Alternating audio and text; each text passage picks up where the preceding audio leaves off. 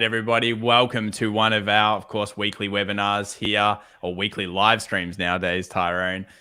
We're here to talk about, of course, everything to do with the FX, commodities, stock space, and, of course, the cryptos as well. It's all heating up, Ty. There's a lot of action all over the place. I thought we'd see even bigger action on the stock markets last week, but I guess you could say we got the bullish reversal that was of the gods. It looked like the Fed himself, Jerome, had come in and he'd pumped that market with all of probably his own trillions of dollars that he probably stores in the sack somewhere. Anyway, How is everyone going? Tyrone, how have you been, man? Yeah, welcome everyone. I am looking a little bit better today. Actually, I've had my second Pfizer shot today. So yeah, look out. I am fully vaccinated and ready to rock and roll. Apart from my arm hurting a little bit, I'm not too bad actually. So yeah, we are ready to roll. I reckon we're getting some good opportunities again. Scalping, I mean, how good has the scalping been over the last week or two? Far out. Like, we've had some awesome opportunities, and I reckon there's some good ones setting up too. So we'll jump straight in and check it all out, eh? I think the FX space has been really big. The commodity space has been amazing. Obviously, there's been some special kind of intraday trades on the indices as well. It is all happening. But anyway, without further ado, let's get into it. Tyrone, we need to start off here by just quickly letting everybody know that, of course, today's session, the risk warning is it's important to understand that any of the information contained in this live stream will be purely for educational purposes, and the information presented must be considered only general in nature. The information provided does not take into account your specific needs or circumstances, and you must, of course, seek independent financial advice if necessary before making any decisions. So let's get straight into the charts, guys. Let's talk about what's going on here in the markets. We'll start off with the dollar index, Tyrone. We'll move over here so everyone can see us. And overall, I would say the DXY is at the point critical now. Yep. Whether it goes bullish or bearish, I don't know. I guess you would go with bullish based on the current trends of what we've been seeing. But daily 20 hit, how important is this zone? I like it. I think it's at a really good place. Look, when you think about all the things that is actually holding it up, I mean, it takes some breaking here, wouldn't it? Like, you got the trend line, you got the 20 moving average, you got a roll reversal zone, and you've also got a really key area. I mean, we know that anywhere between 92 and 92.80 and 93 is a very strong zone. So yeah, realistically, you know that it's at a pretty strong area anyway. And Sander wants to go bearish. You want to go bearish, mate? What are you looking at? Do you want to long the euro? Well, he's probably trying to buy gold. Well, who knows what he's trying to do? But maybe it could be euro, could be gold, could be a lot of things. Hey, Ty. Yeah, but this is the zone. We're in it, and this shows again, time and time again, Ty, why when you see something falling off a cliff, falling knife, as we say on the live streams, and we say in these ones, we do not want to catch that falling knife unless we see the shift. So I hope people in the private community, people in the FX Evolution, family nowadays, we understand this, guys. If we're coming down like this and we have a 2-hour candle, it looks like that, there ain't no way that I'm just randomly buying this level. Even though we love this level, previous resistance becomes support zone. The speed at which it comes down, very important, an advanced really technique that we've been talking about. Now, Ty, what do you think about a little breakout above this 93, little close above this 93, little higher low recently? If we did move up, what are your thoughts? Yeah, well, I like it because if it does do that, it's not going to be a perfect inverse head and shoulders if it does that, of course, because this shoulder's a little bit too low. But it doesn't matter, though, because the price action is still going to go in the area that we want it to do. It's going to bounce off the trend line. It's going to break both moving averages, which is really, really important. And I think what it's done is it's projected a level that it can reach really easily without much trouble, which is the previous high, of course. So, it could get there fairly quickly, especially if it does get a close above those moving averages. I definitely want to see it, though. It's not one that I'd be preempting. I think this could go either way. What do you think about here, though? Oh, that's a different story. That's pretty sexy. Yeah. I actually don't mind it. Look, we've got 4-hour 2050 here as well. We all know this is a point where Tyrone talks about putting as many things against the trade as possible, putting as many obstacles in its way. You don't want this thing getting through your obstacle course. In fact, you want them to get stuck in the middle of the maze, absolutely, ideally, and then they can get to the top, and then you make some money. So here is the resistance. And then we close above that. We suddenly look for scaling opportunities. We look for pullbacks back to this zone with further scaling opportunities. And we're talking about that level. I like that, Ty. Not bad. On the weakness side, I think I need to see 92.80 close below. And then, I'm pretty convinced. I'm convinced at that point, unfortunately, the old dollar index is going to get smashed a bit. But make no mistake, this thing is still in a long-term uptrend. Make no mistake about that. Like it's, look at that 4 hour. Like you got big series of higher highs and higher lows there. I like it to bounce off the trend line.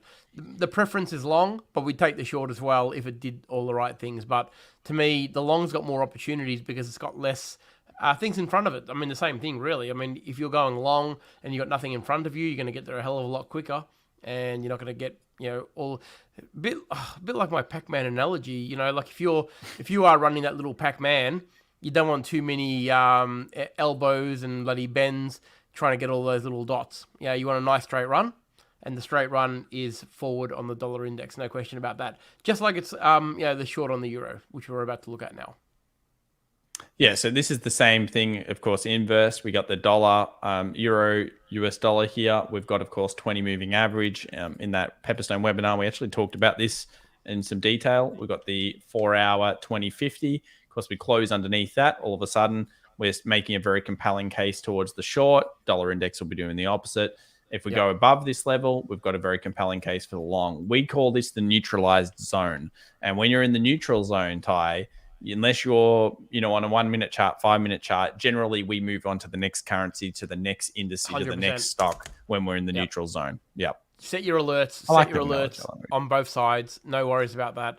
But not a great place to trade unless you are going really, really short on the smaller time frames, which at some point, sometimes you do get good trades in there, but it depends on what your trading style. But for the bigger move, of course, we want to see the break of either side of that. Don't know why I'm here on a pound odd. Actually, I want to be on gold. So let's move over to gold, 1793. I'm going to have to change the code because I know that is terrible data. There we go. So if we scroll down here onto the 4 hour chart, what you'll notice, and I put this in the room today in the private community, I talked about this zone, is we've come down to this level, okay? Falling knife down to this level, though, very, very fast speed. So we need to see more direction out of gold. We've got resistance. We've got a beautiful level of roll reversal. We have long leg doji. What's it telling us? Indecision. Ideally, you would love it to go up. But of course, if it doesn't and you do get a closure below, that brings weakness into the 1788 and possibly even 1776 level. So be careful here on gold. It's not a sure thing that's going to turn around, but you've got now some neutralization, so you can go into the smaller time frames and start to really dial in the key levels here, the key resistance, the key support, find out which way it breaks, and then trade accordingly. Ty, anything else to add here? No, I think it's covered. I mean, look, it's definitely going to give us an answer very, very soon. I don't think it's going to stay here for very long. So you're going to get your result, and I think both of them are reasonable. Dannyism says, will DXY just go sideways till Jackson Hole? Yes, the Zoom meeting nowadays. The Zoom. They're in the Zoom. That should tell you almost enough about the markets at the moment. Look, we always say the same thing. The thing that smashes the markets in the end will be something in plain sight. The pandemic, we all knew about it, and then it just suddenly smashed the markets. This time around, we've got whatever variant they're up to now. And the fact is that it's actually stopped the Jackson Hole Symposium, Ty. That's a big deal, If Jerome can't go, we know it's real. However, there's two ways of looking at it. Which way, we don't know the market's going to interpret it. Is it meaning more printing of the cash, more, creation of monetary policy and all these things? Or is this going to be simply, okay, cool, we still like the facts and figures, we'll bait our time, but we are thinking about, tapering, blah, blah, blah. Whatever they end up discussing, who knows? So yes, that could definitely move the markets. It will create volatility. All these news events do nowadays. We follow the price action as much as possible. And right now we're seeing neutralized on gold. Yeah. Do you want to have a quick look at silver? Neil's just asking about. So silver actually looks much better from a perspective of we've got a nice base here. We also have a key resistance around this. I like 24 actually, Ty, for me to close above. I wanted 24 plus for silver. Now, silver's super behind gold. So silver usually correlates better, but it's super behind gold. It didn't recover anywhere near as much as gold did. I'm sure there's very valid reasons that I don't particularly care to know about right now. But what I do like is following the price action. So if we base off this area, we can kind of negate this low liquidity time because we know what it was. It was a illiquidity event taken on a Monday. And then we get a closure above here. I think that'll be significant. 20 moving average. There's been no closure proper above that. Close here, boom, let's go. 25 next level, I would like. Yeah. 24.50 at least. Your thoughts? I agree. The 20 needs to get broken, and if it does, look out. Thank you very much, Change. I'll fix that Webull link later. Thank you very much for letting us know. All right, so we've got Neil. The Webull link, he told me. He's telling me the Webull is gone. No, I don't particularly care about the Webull link. I was just reading Monica's comment. What? Oh, dear. The optimal amount of facial hair. Oh, he loves it. Look, you're feeding him, Monica.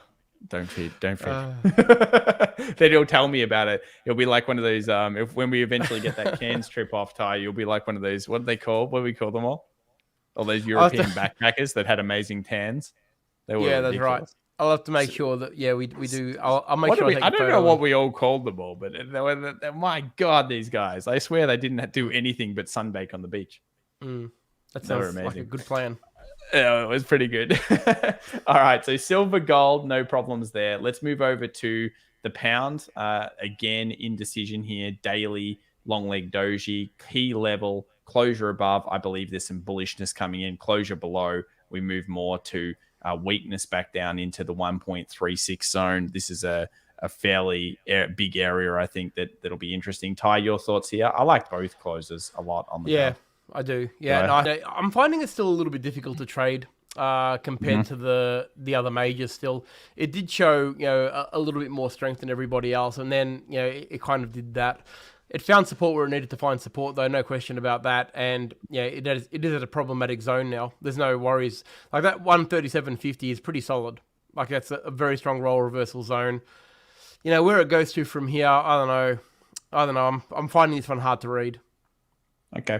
All right. Well, I don't mind both of these areas. I think the bull side here, you'd be wanting to get day trade or scalp on it more than anything else. I think it's a scalp. I think that's what it comes down to on the pound. Yeah. I think it's hard to read for the sort of medium term, but I think scalping opportunities are still good because you got very clear zones. And when you got clear zones like that, it does make it easy to scalp. But for anything more than a scalp, I think it's a little bit difficult.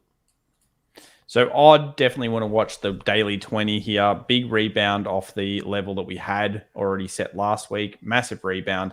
I want to look at the 73 very closely. So this 73 previous support, 20 moving average, could be a great resistance sell here, Ty. Again, with the speed that's coming up, look at this level, become neutral here, look for the lightning bolt down, look for consolidation if it does happen, and then if it breaks above, the buy.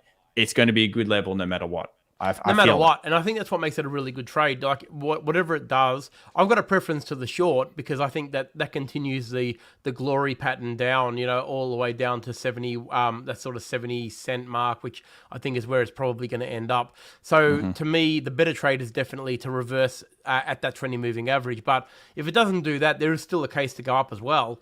And then you can get to that 74 pretty easily, I think. So realistically, I like these trades because you can set a trap for both sides. And really take it. I like it. I like it a lot. I've got a question here from Danism saying he's finding himself on the sidelines more often than he's in trades. Nothing wrong with that. I can tell you that. How many trades should you be in? Or how many should you be looking to make? Mate, what you should be doing is only trading the quality. And if that means 10 quality trades a week, then you should be trading 10 times. But if there's no quality trades in a week, you should be trading 0. So I think the only thing you can say, there's no real amount of trades that you should be in, but there is definitely a type of trade that you should be in, and that's only high quality, right? So don't put yourself in a position where you're looking for numbers. There's nothing wrong with sitting on the sidelines if the trade's not there. It's a problem if you're sitting on the sidelines and you're seeing a lot of good setups escape you because then you're not really getting in on what you should be getting in. So don't put a number value on how many trades you should be looking at. Looking at in reality, one trade a month if successful, at 4-1 is going to give you a 50% return in a year very, very easily. 48% bang done. You know, it's not, obviously it's not as easy as that, but I'm just trying to tell you that if you find one really good trade a month and it works out at a 4-1 trade, you'll make 50% a year. That's how little you have to trade if you're looking for absolute quality. So, Yeah. you know, it's not a number, okay? It's more about the quality. Look for the good opportunities and don't get sucked into trading, you know, something that is just not there because you think you should be in the market. The worst thing you can do. What I'm thinking as well, Ty, is you've got to look over those trades. I mean, what's your success rate? Has your success rate actually gone up? Are you making 70% success versus 30% non-successful trades since you've started sitting on the sidelines? If that's the fact and that's the truth of what's happening, then you can work on compounding strategies such as the account builder, Ty, that we actually give away for free. You know, you could really start to ramp in the compound if you've got more success. Even with less trades, you can actually make way more money than someone 100%. sitting there cowboying it. I was in 15 times today. That's cool. How'd you go there over the month? I don't know. Yeah. The pressing account builder, for those of you who haven't done it, you've got to do it. Like, it's free. It's awesome. It's a really good way to compound your trades. And if you can get to level 20, you've achieved an extraordinary amount of profit and contribution. Your confidence will be sky high. Your ability will be sky high. Give it a go. If you haven't done it, check it out. It's free and it works. I can guarantee you that it works. If you can make it happen with the right numbers. And it shows you how. Well, that's something we can guarantee, can't we? Because it is literally compounding the right way. 100%. The right way. Rewarding your compound. All right, so Ty, Euro-wide, we'll go over to US dollar CAD. That was a question. Then we'll move into some of these cryptos and, of course, stocks and indices. Look at this, Euro-odd, right at the point you would think. Now, we saw before odd, we were talking about the 20 moving average. So somewhere, this is where you box it up, guys. This is where you get your rectangle out. You box up this area. You set alerts for both sides. And you start to watch this on the daily, figuring out whether it is going to do a turn. Pound odd is the same way. If it turns, cool. There's a trade to the next level, 1.64. If it doesn't turn and it goes through this, then you might even have a short opportunity back down into the support of 159. There's going to be some good odd trades is what I'm thinking here. Odd seems to be it's like Aussie type. But it is. I'm not sure if we're saying oi anymore now that we're locked down all the time. Let's move over to the US dollar CAD. I'm bitter here in Melbourne, guys. I'm bitter. Let's move over to the US dollar CAD and we'll talk about this. This was a request from Dave. We've got to help Dave out. He's there every day. Amazing support of the channel. And let's go over to the 4 hour. By the way, guys, if you do want to help us out on this channel, because obviously it's our second one, please subscribe, but also smash that like button if you enjoy our content, because it does let it go out. The word is spread. We can bring more to you guys. And that's the big thing. It does help out. Let's take a look at this. Ty, you're a US dollar CAD god. Let's have a look what you think. I'm going to go full screen here on the US dollar CAD. We'll get rid of the comment. Your thoughts? Yeah, what I love about the CAD at the moment and the fact that it's gone up and come down in a very, very orderly manner. I really like that. It's given itself a chance to find the support that it needed to do. As you can see, this is a 4 hour, and you can look at the 1 hour, it's the same thing. It's gone up with the exact same amount of candles that it has come down. So it's been a very considered move up and a very considered move down. Very rare in the markets that it's that symmetrical. And I like that because it gives itself its best chance of actually finding support at this key level. I don't think the party's over for the CAD. I don't think the party's over for the dollar index. So realistically, what we want to look for is that lightning bolt off this level, Dave. I know you know exactly what we're looking for. You just want me to say it. And I know you want Tom to look at the CAD because you think he doesn't look at it enough. And I 100% agree that he doesn't look at it enough. So I don't even know what the CAD's doing. This is more for Tom than it is for Dave, but we like it at this level because it's hit a really good role reversal zone. And when it does that in a very considered way, again, price action is everything, right? If that had to come down in 2 or 3 candles, there's an extraordinary chance that this level would have been breached and breached by a lot. But because it came down about the same speed that it went up, it makes it a very considered move. And we do like that, okay? So yeah, for mine, you want to be looking at this level. We get the lightning bolt up, off we go. The lightning bolt will be above those moving averages. Happy days. But, you know, on the other side of the equation, if it happens to get down below that 125 sort of 85 area, below the trend line, and then does a roll reversal and continues on, there you go. You've got your short and you're ready to go there as well. And there's some pretty good opportunities there too. So I think you've got. I like it because you've got both. Yeah, I think I really like this 126.50 breach tie, 4 hour 2050 resistance 126. I like that. That is a cool zone. All right, let's move over to the markets here. What do we got going on in the fake market futures? Wow, that thing is trapped within a tight range. So it had that monster move. I mean, it was a bit sad. I got to say, it's a little bit sad.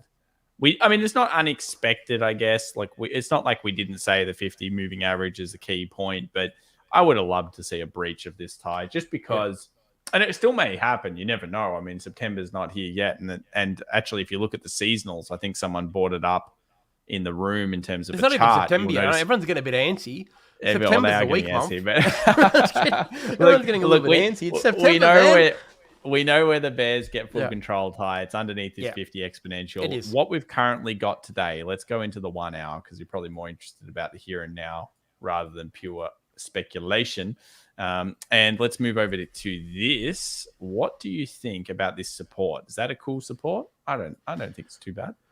It's not too bad but you've really got to be looking at this. I mean, if you're hell bent on trading the US 500, and there's nothing wrong with that, you just want to be really short on your trades. Aim for just absolute scalp mode. Okay, don't go for 5,000. It's not going to go to 5,000 before it pulls back. Okay, don't be silly. I don't want to hear any of that silly talk. It's not going to happen. It's just not going to happen. Oh my God.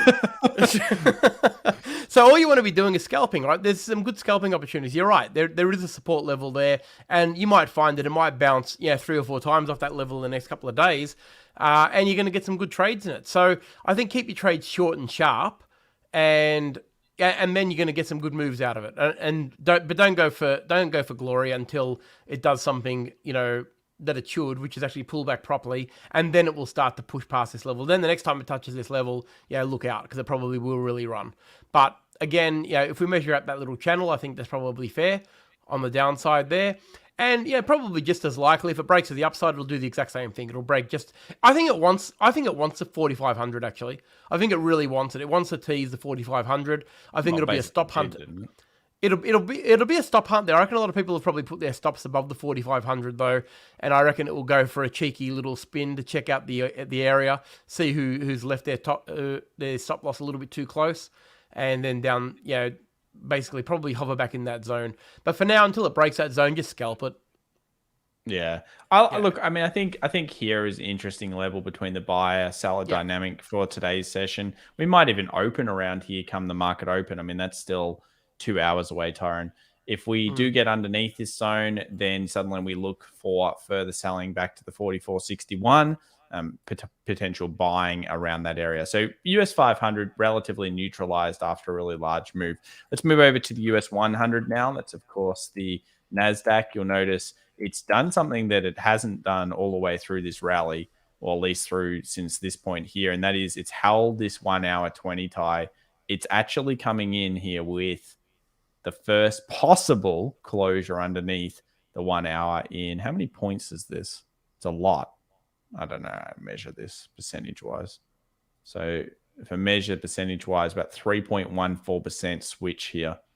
So yeah, quite a large run on the 1 hour. Definitely is due for a little bit of pullback. Again, I wouldn't be super scared or anything like that. If it comes down underneath this range, this 50 moving average, then the next logical step is 15,180. For the bull side, you're just looking for a breach above 15.4. 15.4, the rally continues. It's that simple.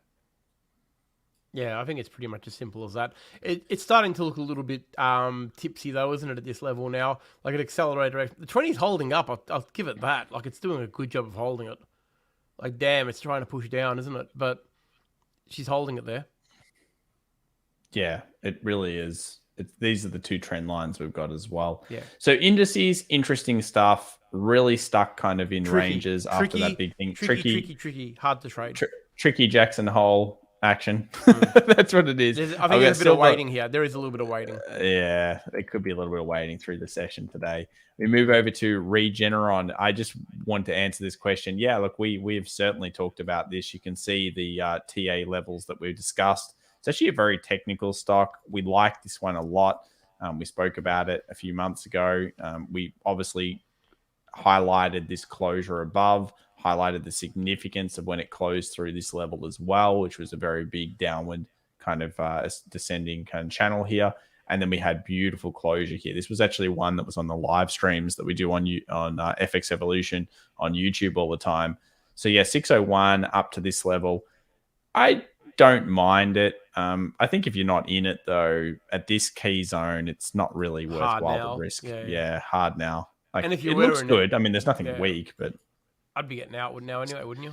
It'd scale a bit off for sure. Yeah, you'd scale off. If you were in a day trade to this point, you would basically be scaling hard here and then waiting for the pullback zone to take it off. Silver liner of you, are you in that, or are you thinking about getting in it, mate? What are you done there? Are you actually in, or you're thinking about getting in? Just out of curiosity. Yeah, it'd be interesting to know.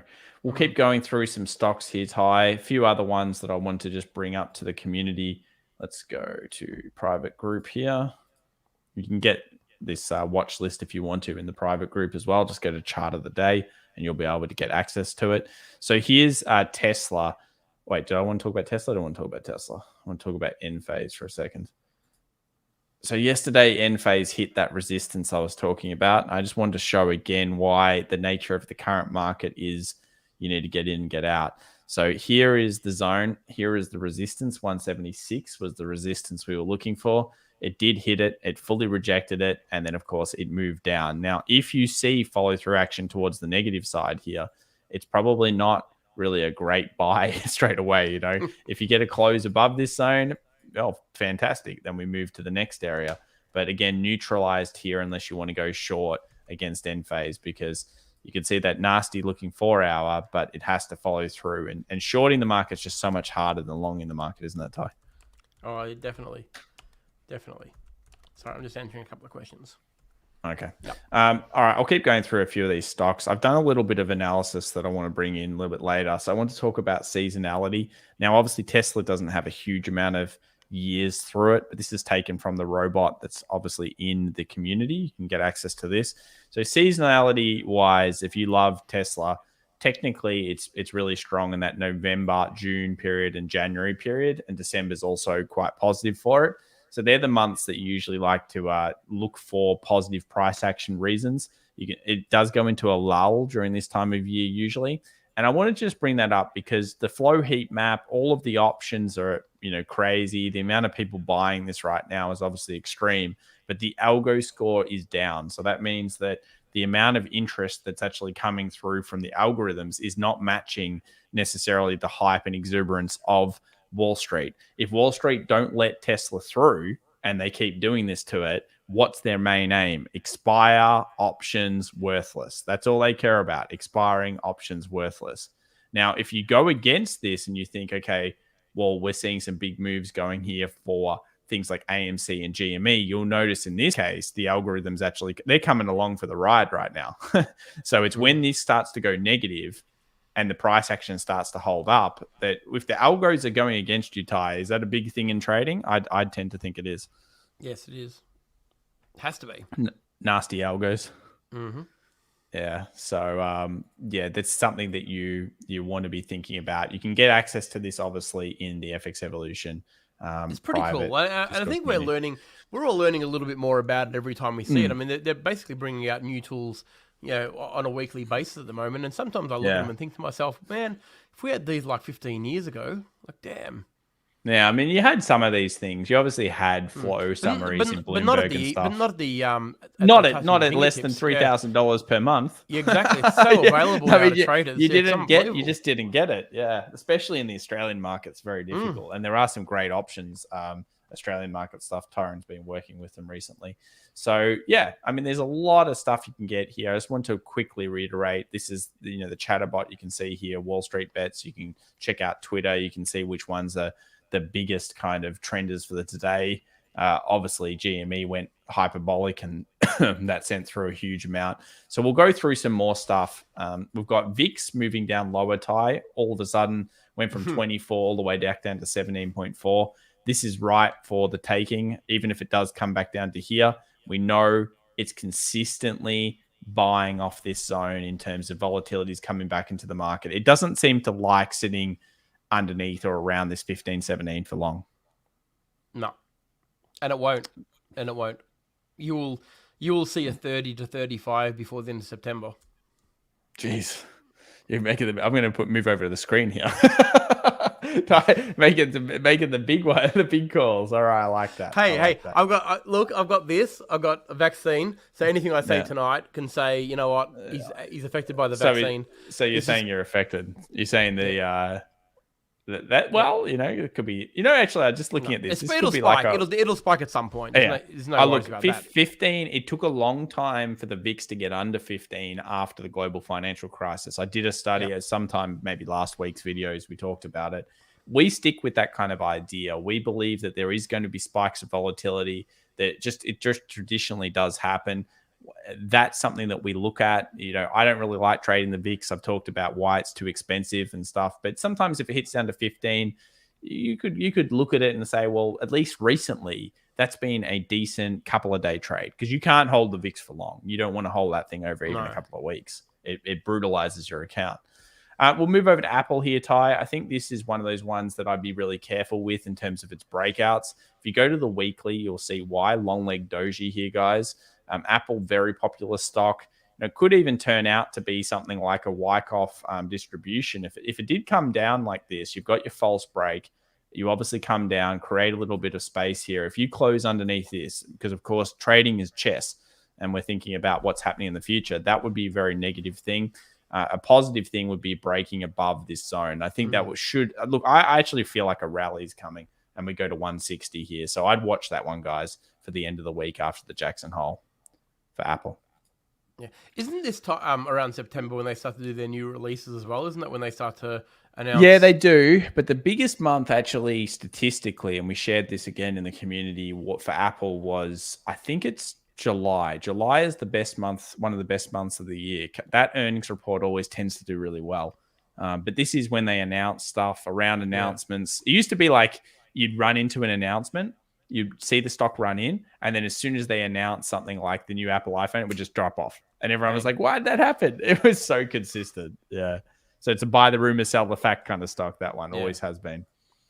Amazon here, Ty, moving back up. Trend line still intact. Obviously, still really too close to call, I feel like, on this one. What was some of the stocks that I liked at the moment? Let's quickly scroll through here. TDOC actually was coming back into the discussion point. We're very close to being able to see this thing show strength. TDOC here on the 20 moving average, you'll notice that it's struggled around this zone quite a lot. And this is a classic case where I don't even think a break above would be good. I'd like a break above, a pullback, take the pullback off this zone, and then bam it off. Yeah, because I think there is deep value here, and deep value. It's a hyper stock, so it doesn't really have value, but you know what I mean. It's cheap. It does. It's cheap based on where it's been, and I specifically like the weekly rejections here, Ty. Look, weekly rejection, weekly rejection, weekly rejection. These are the types of things. You're nice, get a big bullish candle here. This is a pretty decent base, don't you think? Yeah, definitely. No, I think you're right though. I think you want to see the retest on that smaller time frame, and exactly from there. Yeah, so some stuff there. We'll keep going through a few other ones that we've been talking about. I actually didn't mind the closure for the Fudu, but that's not without its own risks. Which was the one that we had? It was Tencent. So we had Tencent yesterday. These are pretty risky stocks, as you guys would know. But this is Tencent. And Tencent is, of course, a games developer and pretty much does everything in China. It's a good stock in normal times. But check out that channel.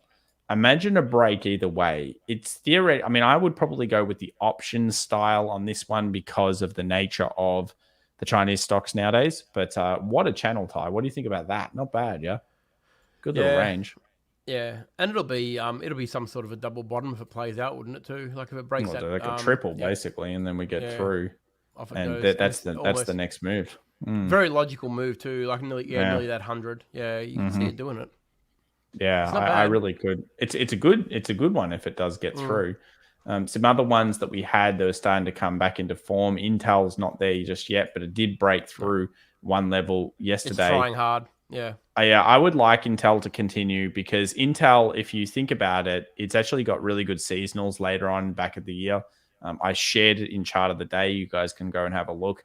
I particularly don't like this stock, but we can see how high it's been in April 21, how much it's gotten dominated by AMD. One thing about Intel is it tends to bounce back okay. So look for this 54 kind of closure above, and this would be one where I'd go bam, bam. Look for the seasonal coming through. Trend line broken as well on the day way down, and take that one long. I think there could be opportunity. Deep value question mark on deep Intel. value. Deep value, Ty. Deep value. In Netflix, I just wanted to show everybody a great pattern here. This is an exceptional pattern. Someone did spot this in the community. I think this is one where you probably should scale in the future. If you see a closure, you're obviously wanting the close, but if you have a look at this aggressive entry here in the market morning, the 15-minute closes above. I feel like once you get that, considering no other 15-minute had ever closed above, it's probably worth scaling a portion in, obviously waiting for the pullback or for the daily close to get the rest in. But what a trade. Series of actually higher lows, great accumulation base. Algo was with it as well. It was a very nice one. So congrats to people that were in that. And you're basically now netting off. Unity was another one, Ty. Beautiful pullback to the zone, rallied up. Probably That should was a good be getting pullback rid of too. that Yeah, one. Good yeah, pullback. Yeah, beautiful. Look at that. You love yeah. that. Straight Daily to it. Yeah. 220. Oh, everything, everything. Yeah, really good stuff. Now, NVAX is an interesting one because NVAX has been holding. We've got a clear level where if it closes above here, 258. Now, NVAX is obviously a vaccine producer. This particular one, the way I believe it is the European Union's ordered and there's all these like approvals that are going through. It's definitely a hyper stonk. And what I mean by that is it could go 20, 30% in a day. So you need to play it accordingly with the right risk management. It is holding the daily 20 at the moment. You've got previous resistances. We know it's really stuck in this range. If it closes above here, Ty, I believe it's going to go crazy. We go to the weekly, and you'll notice it's still holding up. Look at that. What do you think about that weekly? What do you see? Yeah, It's pretty good, yeah? it is. No, it is. Yeah. Yeah, far Yeah, out. so it Yeah. could be really crazy, but Mm. again, play It's it one of at those your ones. own risk. Yeah, it is a Yeah. risky one, but the Yeah. pattern standing up. Yeah, no worries about that. Yeah, Jeez. supposedly Splunk came in. Yeah, Splunk's been a hated stock. This is what we're looking for right now. We're looking for hated stocks. Oh, beautiful trade, man. Yeah, nice. Oh yeah, 5.47. This is yeah. one we've looked at for a Good while. spot. Yeah, Um, FX for us. Nice one. Yeah, yeah, really good. I like that, dude. It's definitely inverse head and shoulders. We've been Mm. focusing on It's it. above the moving Great, averages now. If it great closes moving above average there, close. Yeah. yeah. Let's have a Look look at the at the range on it daily. too. Straight that range is gonna go straight into the previous support too. I like it That's already for scale, Ty. I mean, yeah, obviously you're looking at a massive picture, so you've got to go yeah, for you've got to be there for a while. But yeah, I like yeah. it. Looks good. I'm not sure if it can hold a market bust down or anything like that, but either or, that's a solid kind of idea. And Splunk is really cheap Mm. compared to how high it's been. It's a serious business, it's not a joke. So being this low, taking that break, CRM is also looking much better, which is Salesforce. There's some good stuff there. Rio. Kim wants to look at Rio.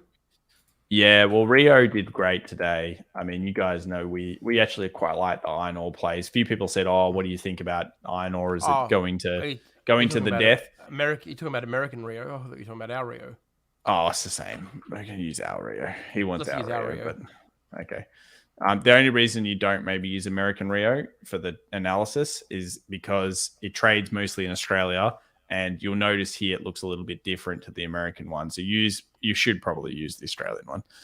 Now, we like this zone, and Tyron and I have certain ways of approaching this type of falling knife that are not bad. So look, I will say yes, okay, Clem.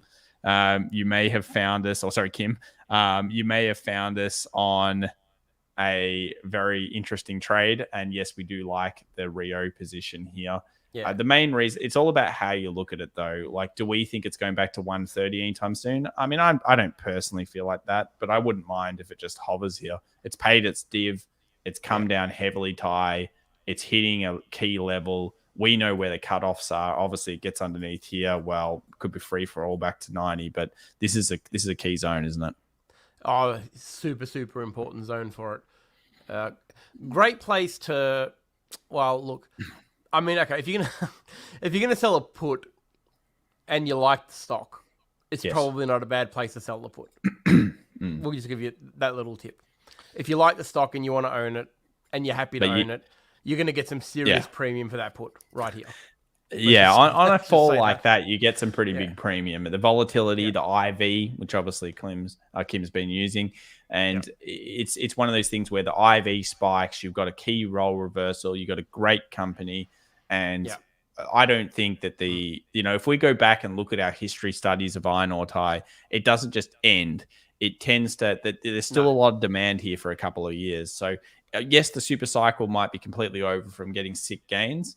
But it's all about how do you make money from the market. It doesn't mean that we think it's going to 150. I don't personally. Do you, Ty? I couldn't care if it stayed at 110 for the next 6 months, to be honest. Well, of course, we don't care. We don't care if it sits around 107, 110. We'd be quite happy. We'd be very happy about that, actually, to be honest. But the point is that it's a very important type of thing we're looking at. Exactly. And I wouldn't mind owning it cheaper in from structural point, and of course with the premium that was on offer, you were getting some pretty damn steep discounts as well. Let's move over to some other stocks here. We've been asked about Snowflake. This is coming in from what's this? We'll go with this one as well. We've got a lot of Duncan questions. Dave's trying to play a bounce. He's got a strategy there for us. He wants to check out as well. Duncan Dave, he's trying to play a bounce. We will have a look at that for you, Duncan Dave. That looks it looks interesting. Snowflake, look, for me, I guess I cut it up. I told you guys I did at this point. That's what was my plan. I don't like trading things with less than 1 year of IPO. So it's hitting into September. It had that mass rally off it. That's fine. I don't hate the company. I just think that my trade perspective was going for a 297. It did this rally. You've got earnings. I'm not even sure what's happening with the earnings, whether it was good or bad. I didn't really read it. I've got to be honest with you. I didn't look at that. So I'm not sure what happened there. Was earnings today? When is earnings? Today, yeah? After the close, I think. Let me have a quick look here. Yeah, after the close today. So look, earnings, all the stuff that was going on in the market, for me, it was just like, I'm done with it. But the company itself is still pretty good. The TA did recover. That's all I really got to say. I mean, you get above 291, then it could be back on for some great rallies to the 320. But you've got to move. You've got to move. Kunal says, Duncan Dave. Sorry, Duncan Dave. What is the code? Sorry, Duncan Dave. Look, mate, the only, I guess the only issue that I kind of see in that strategy is that you're spending money that you're kind of using as a buffer just in case. Because the problem is, if it continues to fall from that strategy, like you're asking, he's talking about selling puts, Tom, and then using the money to buy calls 60 days out, just out of the money. But the problem is you kind of playing a tough game, because when you're selling puts, you're bringing in income. But what that's doing is that's generally there to buffer any more potential fall. But if you spend that money from that point, you're kind of doubling down. Like you're not really hedging yourself out there. You're doubling down, because if it continues to fall, you're still going to have to buy the stock. If you don't close it out, right? Like you're obligated to buy the stock because you've sold that put. So if you're spending that money to buy calls and it continues to fall, it's a double. It's kind of a double whammy in that regard. You've taken away your cushion, and if it goes up, it's glorious. It's glorious, but you've just got to be a little bit mindful that you are kind of doubling down. You're not really hedging out that position. I like options positions, and Thomas and I do this all the time. It's what we love to do, where one complements another, and you're kind of hedging yourself out, and giving yourself extra cover. What you're kind of doing there, you got to be a little bit careful, because you're kind of doubling down. really. Yeah, It's you can get a bit greedy. You can get overly greedy a little bit too much in yeah, you got to be a options, little bit careful when unfortunately. you're kind of spending It money that Think about you're your supposed to worst have a case. buffer. Yeah. Yeah, Always think it's about your like worst case scenario. what you're doing there is it's a case of what you're kind of doing is you when you get money, when you get an allowance, when you're a kid and you get like a $5 allowance at the start of the week, this is your lunch money, but you're spending that lunch money on Monday morning because you think you're going to be able to bully kids out of their lunch for the rest of the week. But Mm-hmm. what if you can't get any money out of those kids? You're going to go hungry for the rest of the week. So you got to be really careful. You're kind of spending money that you're supposed to be preserving. That's the only thing I'm trying to say there. You're kind of doubling down on that strat. So just be a little bit careful, because if it keeps falling, you're kind of screwed. So hopefully that makes sense. All right. We'll move over here to Airbnb. I like that close quite a lot. I particularly like the pullback here. I actually missed this one. I don't have Airbnb on my alerts because it's less than 1 year IPO. But yes, the closure is good, and you have resistance here and then support, and I would like that a lot. So yeah, pretty cool level. Definitely broke massive. That was a big trade, whatever came through there, and it is a great base. So continue to watch this space. I'd love a role reversal trade here. Good luck. I've got Lo Yi Liang says, what about ORCL? We'll do some flash fire through all of these at the moment. See what's going on. A little bit extended for us. Weekly looks kind of crappy as well, unfortunately. I wouldn't take longs here personally. That's my personal opinion. I would wait for mean reversion to occur somewhere around $84. Good company, but that's a big rally for it. And I know how it trades in the past, and it wasn't that great. Then we've got ADP. Let's have a look here. Another one. Oh, that looks pretty weak. Long leg doji weekly coming down. Again, look for mean reversion back to the 20. Let's have a look at the daily. Yeah. Oh, no. Too close, Ty. Yeah. Peak, trough, lower peak. Could be a lower trough. And then weakness comes in. That could be a really nasty It's a wait dip. to see. Wait to see If you're looking for strength, yeah, you need that close above here. Bang. New highs, I reckon, at that point. So good luck there. We move through to RRL. I can't do everything, unfortunately. Regis Resources, decent base, actually. Looks instantly really, really good. I like that base, Ty, quite a lot. That's doing the right thing. Look at the volume as well, man. Yeah. Huh. Increased volume for a while. Could be a good base. Look at the 270 in the future. Not bad. Good base. I like it. Hey, what's everyone thinking about our new layout, by the way? What's the opinion on the cameras and the way we're doing the feed now? Everyone liking it? Yeah, hopefully they do.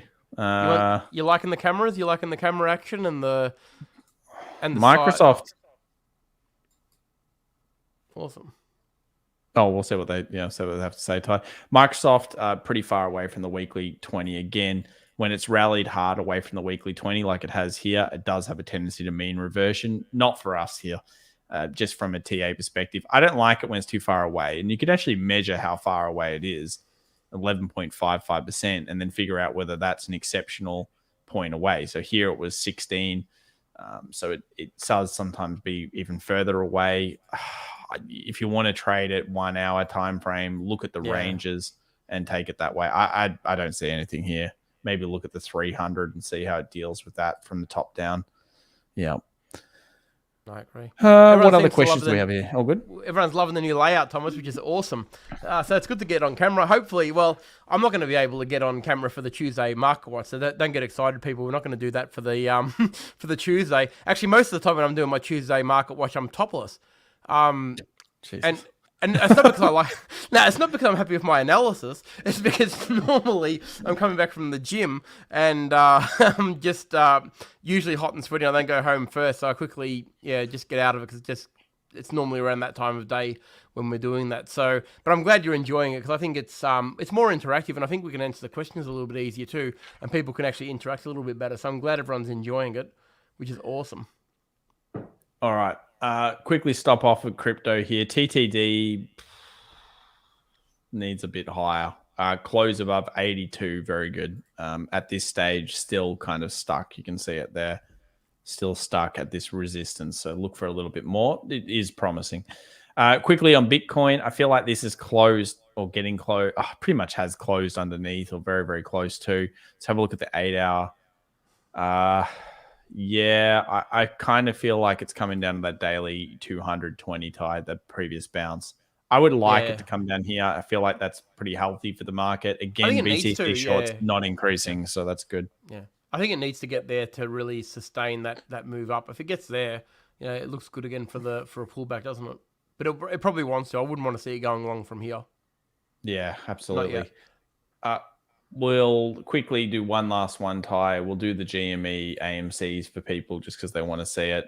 Massive rally there yesterday, obviously. Where do you pick this type of thing up? That's such a huge rally level. I guess for GME, it's probably going to be somewhere around the 200 zone to 197. It's opening at 206.90, so I'd like it around that level there. Resistance, support. I'd go down into a 2 hour and have a look at how it looks. Pretty nice. I like that level. Again, risk management is key here because, as you guys know, it can get blasted very, very hard. Volatility will be incredible. Options calls will be incredible costs. So do practice risk management there. For the AMC side of things, it's probably still around here. So around that 40, 50-ish strike. Previous support, resistance could be a good level. It's 45 currently, though, so a lot more strength. Next level to resistance, 52, similar to last time. All right, guys, we're going to have to end it there. I've got to take a quick break here. I'll see you guys on the YouTube channel slightly later. Thank you very much for joining us. We always come at these for a weekly, so make sure you subscribe, of course, down below. And if you have any questions and stuff, especially private members, please always feel free to ask Tyron and myself. We will answer them as best we can. And the rest of the guys in the community do a great job. So shout out to the admins.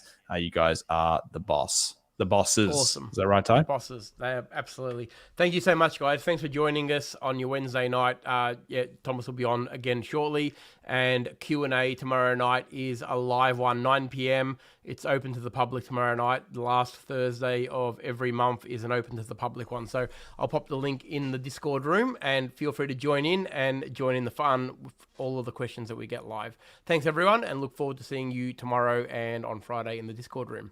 Thanks, everybody. Bye for now.